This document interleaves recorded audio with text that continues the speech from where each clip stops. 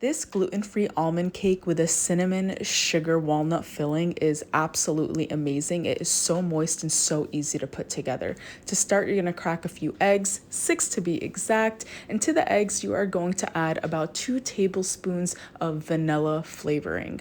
Then you're going to add some sugar as well as the almond flour and baking powder. Now mix this all together really well until the consistency is a smooth batter. Set that to the side and work on the filling. It's just brown sugar, cinnamon, and some crushed walnuts. Add a little bit of melted butter to get it to this consistency you see here.